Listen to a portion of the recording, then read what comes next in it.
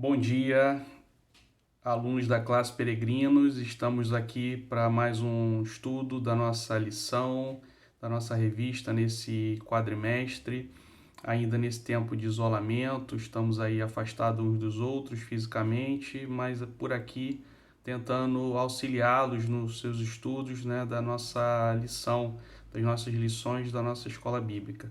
E o tema que nós vamos estar falando hoje, né, de forma resumida, da lição 12, fala sobre o triângulo da paz, né, que seria aí uma combinação básica de algumas ações que deveríamos nos preocupar em exercer, né, e executar no nosso dia a dia, para que possamos ser reconhecidos como tais, né, como geradores da paz, como pacificadores, promotores da paz.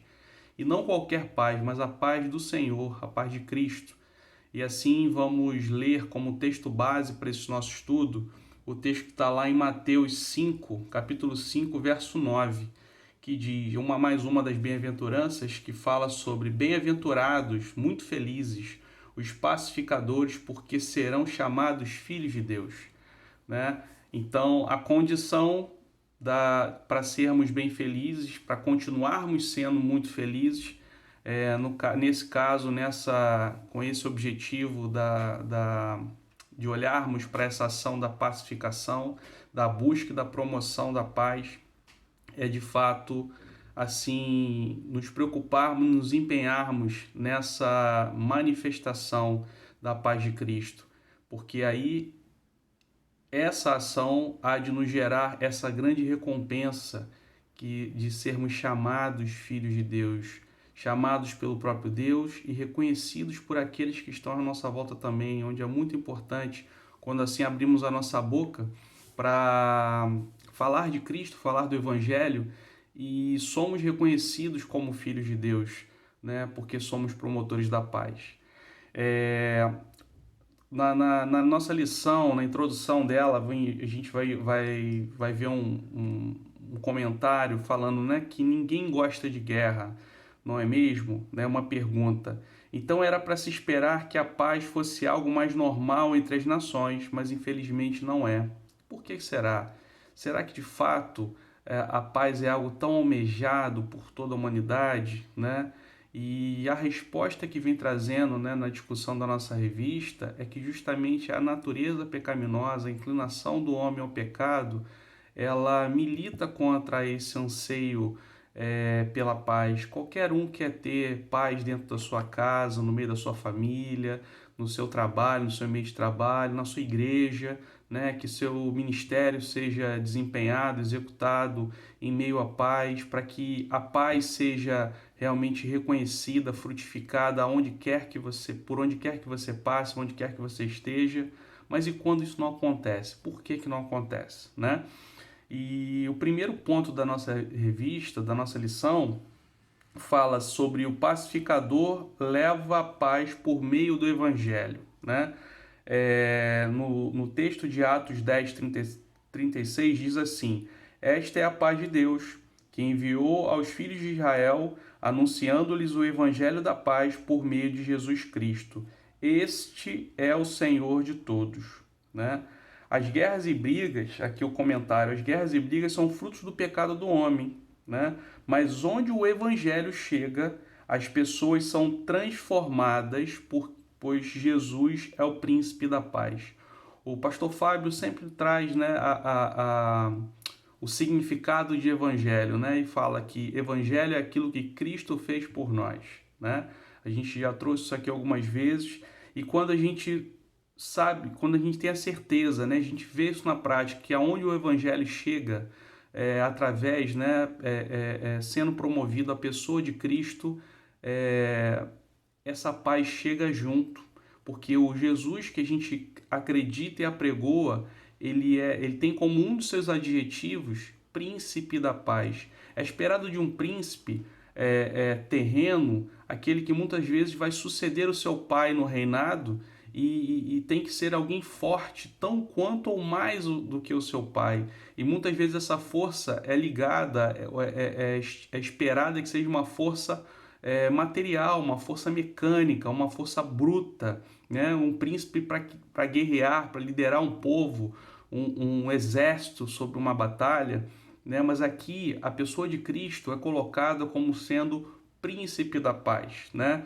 Uma figura de um embaixador, aquele que vai com o estandarte, né, para uma outra nação, para um outro povo, levando realmente uma mensagem de paz, de harmonia, uma tentativa contínua de um recomeço, de um conserto, né, de perdão, né, questões que no nosso dia a dia a gente tem visto esses comportamentos, essas buscas sempre muito mais restritas no contexto, muitas vezes, religioso, mas numa prática de dia a dia, né, na sociedade, isso vem cada vez mais se voltando lá para os primórdios, lá do olho por olho, dente por dente, né? Fez comigo, leva de volta, se bobear, leva numa proporção ainda maior aquele erro, aquele pecado, aquela falha que cometeram comigo.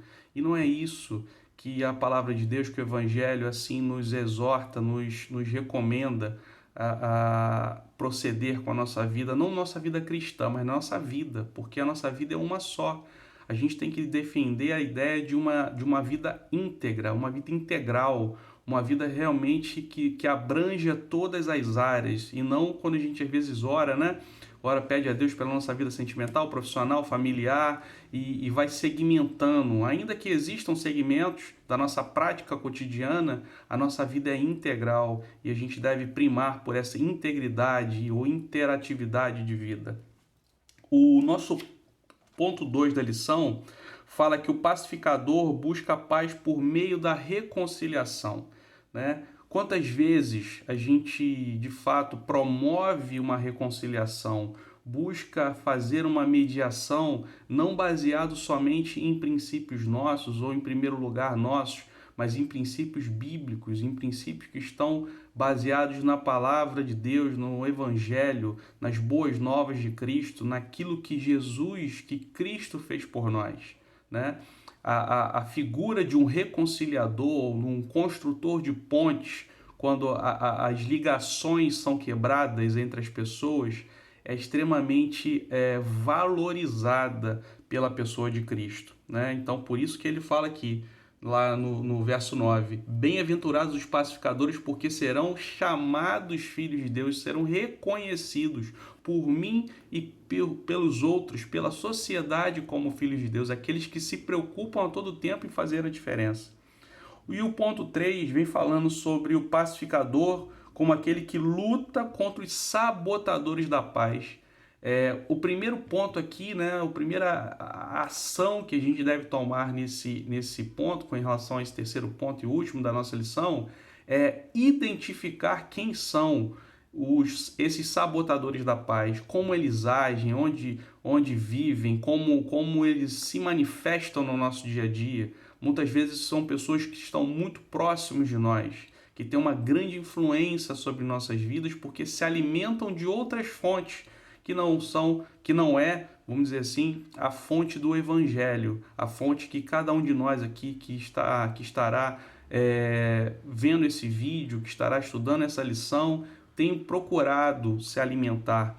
Então, atentem-se, fiquem atentos a identificarem quem são esses sabotadores da paz e resista não à pessoa, que essa pessoa é digna, é passível, é necessária ser alcançada pelo amor de Cristo, por essa paz, a paz que excede todo entendimento humano.